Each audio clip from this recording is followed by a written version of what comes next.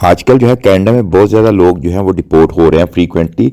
उसकी क्या वजूहात है, कौन सी प्रिकॉशंस लेनी चाहिए और कौन सी ऐसी उनकी इग्नोरेंस है, लापरवाही है जिस वजह से वो कनाडा से डिपोर्ट हो रहे हैं, विजिट पे जा रहे हैं और वहाँ से स्ट्रेट फॉरवर्ड एयरपोर्ट से डिपोर्ट हो रहे हैं। इस सारी चीज़ों को आज हम डिस्कस करेंगे और देखेंगे कि आपको क्या करना चाहिए और आजकल कौन सी जो है वो प्रिकॉशंस लेनी चाहिए। इससे पहले मैं आपसे रिक्वेस्ट करूंगा कि आप अपने इस चैनल को सब्सक्राइब कर लें ताकि आपको आने वाले वक्तों में ब्रांड न्यू वीज़ा से रिलेटेड और इमिग्रेशन से रिलेटेड इंफॉर्मेशन हर वक्त और बर वक्त मिलती रहे।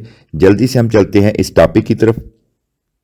कनाडा में चूंकि मेजॉरिटी जो जाती है विजिट पे उनके जो है वो अपने फैमिली विजिट पे जाते हैं। चूंकि आप जानते हैं कि कनाडा में विजिट का जो है वो दो किस्म का वीज़ा है। एक जो है वो टूरिज्म पर्पस होता है और दूसरा जो है वो फैमिली विजिट होता है। मोस्टली जो है वो करंटली जो डेटा शो हुआ है उसके मुताबिक 80% जो हैं वो फैमिली विजिट पे जाते हैं और इसमें ये होता है कि वो जाते तो फैमिली विजिट पे हैं, वो टूरिज्म भी इसको यूज़ कर सकते हैं अपनी पर्सनली। वो मुख्तलिफ टूरिस्ट स्पॉट पे जाके विजिट भी कर सकते हैं, मिल सकते हैं पूरे, क्योंकि उनके पास कनाडा का विजिट वीज़ा होता है। तो जो ये दो वीज़े की सब कैटेगरीज हैं, टूरिज्म और फैमिली विजिट।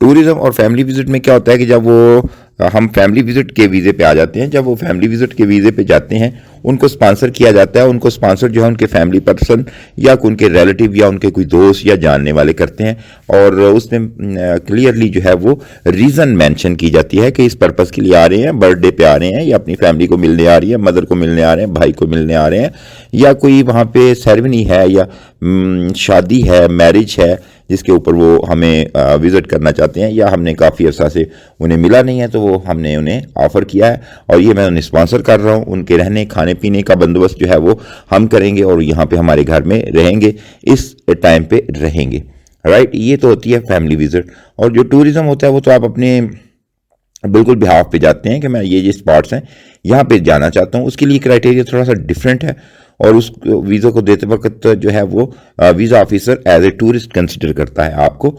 तो वो सारी चीज़ें देखता है कि आप क्या वाकई टूरिस्ट हैं, आपने कोई और कंट्री विज़िट किए हैं फ्रीक्वेंटली और आपने अपने कंट्री को विज़िट किया है और क्या आपकी प्रोफाइल है, आपकी फाइनेंशियल क्या प्रोफाइल है, ये सारी चीज़ें तो देखी जाती हैं, फैमिली में भी देखी जाती हैं। अब जब वो हम फैमिली की तरफ आ जाते हैं कि जब फैमिली का विज़िट वीज़ा वो लेने में कामयाब हो जाते हैं, उनको स्पॉन्सर पे विज़िट वीज़ा दे दिया जाता है तो वो उस पर ट्रैवल करते हैं। जब वो ट्रैवल करते हैं तो उनसे पूछा जाता है कि आप यहाँ पे आए हैं और आप किस पर्पज़ के लिए आए हैं और आपने यहाँ पे कितने दिन ठहरना है और आपके पास जो है फंड्स कितने हैं और आपका जो है और आपका पर्पज़ ऑफ विज़िट क्या है। ये सारी चीज़ें होती हैं। मोस्टली क्या होता है कि जो दोस्त हमारे जाते हैं जब उन्हें वीज़ा मिल जाता है तो वो इस चीज़ से केयरलेस हो जाते हैं। उन्हें बस पता होता है कि उनके पास वीज़ा आ गया, स्ट्रेट फॉरवर्ड उन्होंने कनाडा जाना है और वहाँ से जाके अपने एयरपोर्ट से उतर के तो अपने जो भी उनकी इंटेंशंस हैं वो पूरी करनी है, राइट। तो ये चीज़ें वो प्रिपेयर नहीं करते। समटाइम उनका जो वीज़ा अप्लाई करने वाला है उनको नहीं बताता या समटाइम वो खुद ही उस पर जो है वो केयर नहीं करते। तो इसमें क्या होता है कि जब वीज़ा ऑफिसर पूछता है कि आप यहाँ पे क्या करने आए हैं तो वो समटाइम बताते हैं जी हम तो यहाँ पे घूमने फिरने आए हैं। हालांकि क्या होता है कि जब वो वहाँ जाते हैं तो उनको इनविटेशन ही इस बात पे दिया जाता है कि आप यहाँ पे फैमिली विजिट पे आ रहे हैं, हमारे जो है वो या बर्थडे पे आ रहे हैं या किसी से मिलने आ रहे हैं या किसी की मैरिज सेरेमनी पे आ रहे हैं, जो जिस पर्पज़ के लिए भी आ रहे हैं वो पर्सनल आपका फैमिली टर्म की बेस पे है और वो हम आपको इन्वाइट कर रहे हैं।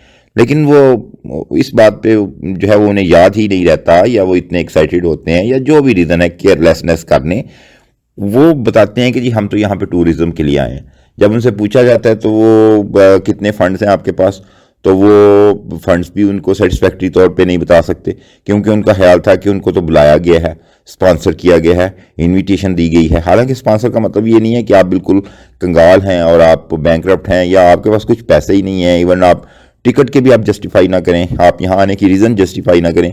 फिर पूछा जाता है कि आप यहाँ कितने दिन रहेंगे, उसका भी वो सेटिस्फैक्ट्री जवाब नहीं देते। और बताते हैं कि जी हम यहाँ इतने दिन रहेंगे, वो मैच नहीं कर रही होती चीज़ें। फिर उनसे पूछा जाता है कि आप किसके पास रहेंगे।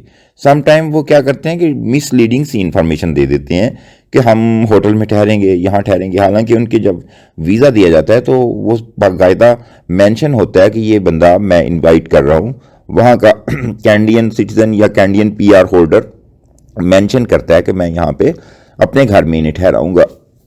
सॉरी। जबकि उन्हें याद ही नहीं रहा होता या वो केयरलेस हो जाते हैं। वो बताते हैं जी हम होटल में ठहरेंगे, गेस्ट हाउस में ठहरेंगे, और या कोई भी सेटिस्फैक्ट्री आंसर नहीं दे पाते, तो उससे जो है वो वीज़ा ऑफिसर को डाउट हो जाता है कि ये जो है पर्सन, इसकी इंटेंशंस क्लियर नहीं है, तो वो उनको जो है वो डिपोर्ट कर देते हैं। इस वजह से फिर बहुत प्रॉब्लम होती है, क्योंकि अगर आप कनाडा के वीज़ा पे आए हुए, विजिट वीज़ा पे आए हुए डिपोर्ट हो जाएं, तो आपकी प्रोफाइल, आपका वीज़ा आपके लिए बहुत ज़्यादा प्रॉब्लम क्रिएट हो जाती हैं। तो ये चीज़ होती है जब वो अप्लाई करते हैं, तो इन चीज़ों को उन्हें मद्देनज़र रखना चाहिए। आप क्या करना चाहिए, पहले नंबर पर जब आप जिस वीज़े पे जा रहे हैं, अगर आप टूरिस्ट हैं वो तो हिस्ट्री अलग है। टूरिस्ट जो है वो उनको बताया जाता है कि आपने इन स्पॉट्स पे जाना है, ये फंड है आपके, वो तो मोस्टली सॉरी जो है वो होते हैं, अलर्ट होते हैं, उन्हें बताया जाता है। लेकिन जो फैमिली इनविटेशन पे जाते हैं वो इतने अलर्ट नहीं होते। वो कहते हैं बस ठीक है, हमें वीज़ा मिल गया, हमारे फलां बंदे ने हमें स्पॉन्सर किया था।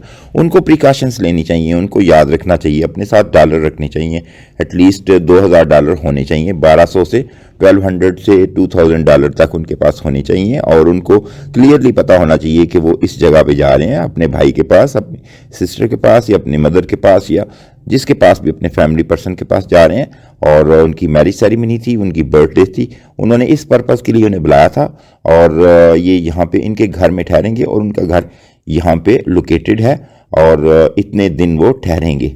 ये सारी चीज़ें उनको होनी चाहिए। और सम टाइम मैं आपको बता दूं कि वो जब आपकी रैंडमली आपसे चीज़ें पूछी जाती हैं, तो आपके पास ऐसी कोई चीज़ नहीं होनी चाहिए जिसमें से आपका क्लियरली पता चल जाए कि आप यहाँ पे बहुत लॉन्ग स्टे के लिए आए हैं। जैसे आपके पास बहुत ज़्यादा लगेज हो, आपके पास बहुत ज़्यादा सामान है, आपके पास ज्वेलरी है, या कोई ऐसी चीज़ है, अनलेस अनटिल कि आप मैरिज सेरेमनी पे आ रहे हैं, तो आपके पास ज्वेलरी तो चलो जस्टिफाई करती है कि आपने ये चीज़ मेंशन की कि आपने वो गिफ्ट देने हैं। लेकिन कोई ऐसी चीज़ें जिससे उन्हें लगे कि ये पर्सन यहाँ पे परमानेंटली रहने आया है, या यहाँ पे इलीगल स्टे हो जाएगा इसका, या इसकी इंटेंशन ठीक नहीं है, तो ऐसे ही आपको अपने साथ कोई चीज़ कैरी नहीं करनी चाहिए। तो ये आपको प्रिकॉशंस लेनी चाहिए जो मैंने आपको बता दिया। तो ये सारी चीज़ें आपको देखनी पड़ेंगी, ठीक है। इस वजह से जो है वो डिपोर्ट हो रहे हैं। अगर आपने अपने इस चैनल को सब्सक्राइब नहीं किया, तो आपसे रिक्वेस्ट है कि आप अपने इस चैनल को सब्सक्राइब कर लें, ताकि आपको आने वाले वक्तों में ऐसी ही यूज़फुल ब्रांड न्यू वीज़ा से रिलेटेड, इमिग्रेशन से रिलेटेड इन्फॉर्मेशन मिल सके। मुझे अब तक के लिए इजाज़त दें। अपना ढेर सारा ख्याल रखिएगा। अल्लाह हाफिज़।